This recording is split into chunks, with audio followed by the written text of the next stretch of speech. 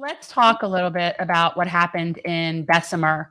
And for people, I can't imagine people on our thread don't know what happened in Bessemer, but obviously the attempt to unionize the Bessemer, Alabama center, Amazon center did not happen. And we know, it's funny. It's because I don't know the details, but I know whatever it is, it was not a fair vote. And so what I was hoping is that you could maybe fill in sort of the holes as to why that didn't happen, and talk a little bit about all the intimidation that Amazon was putting upon its workers to not unionize. Right. So there's a lot of intangibles that come into place. And I know there's been a lot of people throwing out things and reporting things from the outside looking in, their own perspective and opinions. But I actually went down there for a few days and I met with the organizers. I met with several different workers from that facility. And there was a lot of things that played the factor into why it wasn't successful. Number one, that building is fairly new. It's only been there for a year.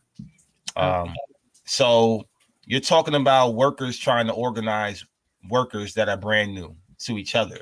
First off, how much worker influence do they really have in the facility that was just built?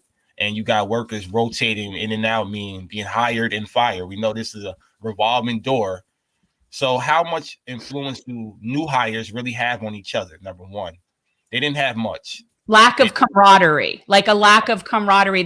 There was no sense of like loyalty to anybody there. Right.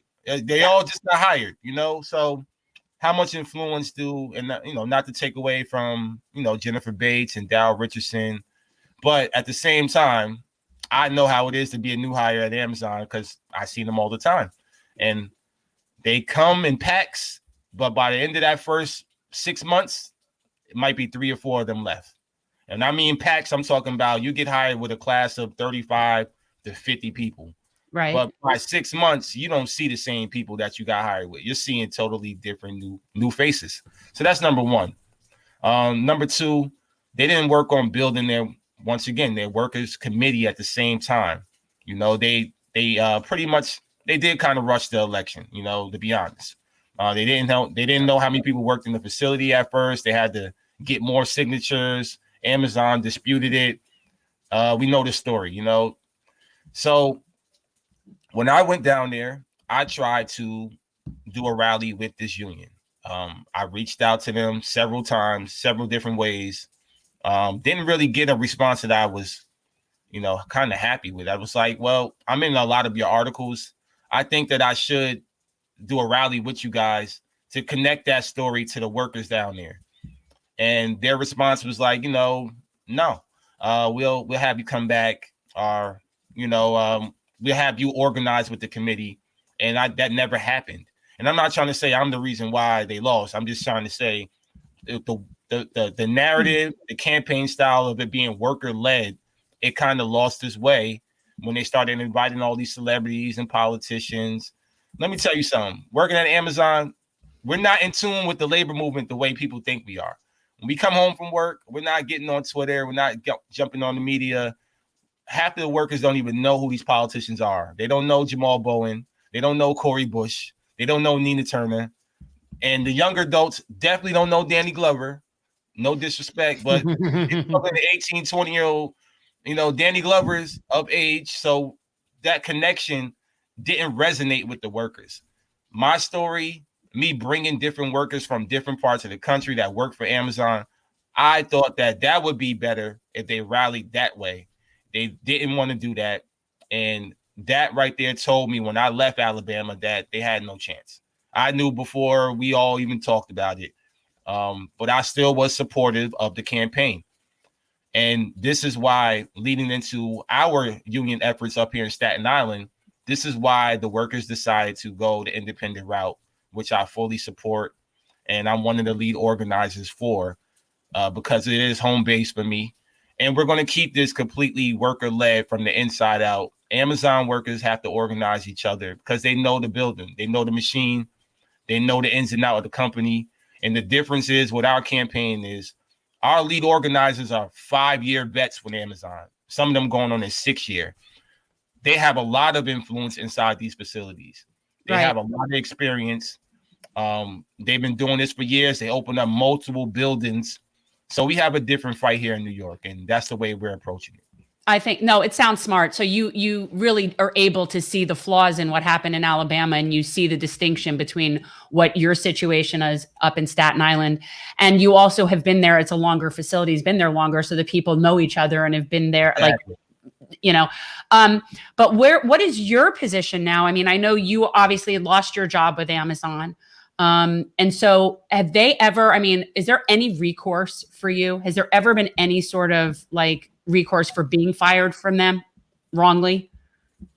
Yeah, the recourse is I created a movement, internationally now. And I'm still fighting them legally. As the trial might be coming up soon. I'm supposed to be being prepped for the state attorney's case, Letitia James. So I still have my civil case still pending, class action lawsuit. None of these things are off the table yet. So, Amazon's going to push back and delay everything, but it's still happening. But as far as the organizing, my role now is the lead organizer for ALU, or the Amazon Labor Union here in Staten Island. I'm out there every single day. I've been out there for the last little bit over a month now. I've been doing interviews out there at the tent, right at the tent. Yeah. And I want to see this through. One of the principles of Amazon is see it, own it, fix it. And last year I started that. I saw the problems. I owned up to it. I protested, walked out. And now I'm trying to fix it, trying to unionize and help others unionize their facilities as well. I was just going to say something that I find really interesting is how there are unionized Amazon facilities in Europe. Right. And not all of the facilities in Europe are unionized, but it really goes to show you what a corporation can get away with in this country that other countries don't allow. There's countries in Europe that don't have a minimum wage. They don't need a minimum wage because their labor unions are so strong that they just all make a living wage. They're strong. And we can't get either. We can't get a living wage or unions. It's just sad. I mean, do you know, or have you heard anything about Amazon's unionization efforts in Europe? Like what have any connection to them? Yeah. I mean, and look, it is a very different climate because those people are used to a more social democracy anyway. Sure. But since I've been fired, the overseas been standing in solidarity from day one.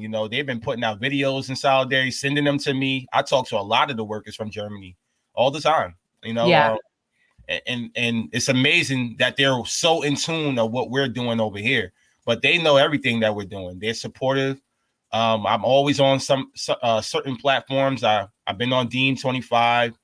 I just actually a platform from Germany just picked me up last week. They're doing a documentary, a short film that's coming out. RTL, they've been covering it. So I know my efforts is definitely international, and they're definitely standing in solidarity. They'll go on strike if we wanted them to. They'll strike for us. So that's the beauty of the relationship that we have with Germany and overseas. They always watching and supportive. So they want to see us win. And Europeans know how to riot. I mean, they know how to protest. They know how to bring it, and they do. I mean, and it's pretty. Yeah, the yellow vest, yes. But I mean, just in general, there's so much more organized labor, politically, everything. Well, when you have a living wage, universal health care, and if necessary, a universal basic income. Right, you have an opportunity to actually do things that can actually make a direct impact on whether or not you have some freedom. Yeah. And that's why I think it's going to be very interesting to see how this all unfolds now that they're attempting to bring back some semblance of normalcy. But I think that over the course of this pandemic, I think a lot of workers learned their worth is much more than what they've been getting. And so I'm curious, they feel like they're only going to be able to hold it off for so long. And despite all the hiccups that did happen in Bessemer, I assume that there's a lot of things that were learned from that experience that you'll be able to be starting from a much higher point in Staten Island to make sure that whatever mistakes were made there are not made in Staten Island, and that you can set the precedence for the rest of the country. Yeah. Yeah. That's exactly right. When We're trying not to fall into the same traps. We're being very strategic. You know, if people been following my Twitter page, what I've been doing is trying to call out these issues real time, the union busting things that they're doing real time when it happens. And that's the beauty of it too. The fact that the workers feel comfortable enough to tell us what's going on inside the facility every single day. Whenever something happens, whatever it's a message, a text message, an email, signs in the bathroom, they're bringing it to us at the tent. They're like, hey, Chris, this is what happened today. Hey, look, did you see this? So we have a very good stronghold inside these facilities. And it's been working to our advantage. You know, we got the big fish in trouble already. You know, Brad Moss is one of the union busters that was in Alabama. He was down there spreading his racist rhetoric, because now I know this man is racist, and the way he divides the workers is he goes to the white people inside the building, and he pretty much shames the black organizers. He called us a bunch of thugs in New York already, and that was reported to one of the workers that he didn't know signed up for our union, and not only signed up, she's a part of our committee. So she filed the ULP against him. Nice. And they had to terminate his contract right away. I mean, he's no longer at any value to the company. So he's the big fish. He's the president of the actual firm that employs all these union busters. So yes, he's out the building. Hopefully, if he's not, he will be. And his minions are left, but his minions, we can deal with them. We know that they're beatable. We already looked up all their track records. They lost to preschools. They lost to hotels. These unions are not, you know, they're not unbeatable. So we know that we can actually win here, no matter what they do, no matter what they throw at us, no matter who they hire. It's a different culture, a different energy here in New York. And once again, my lead organizers are inside the facility as current workers, which make it all even better. Yeah. Thanks for watching. If you want to support our mission to transform politics into service, please like this video, subscribe, follow us on social media, and consider joining our Patreon, where you'll get early access to our interviews as well as other exclusive content. Links are in the description. Peace out.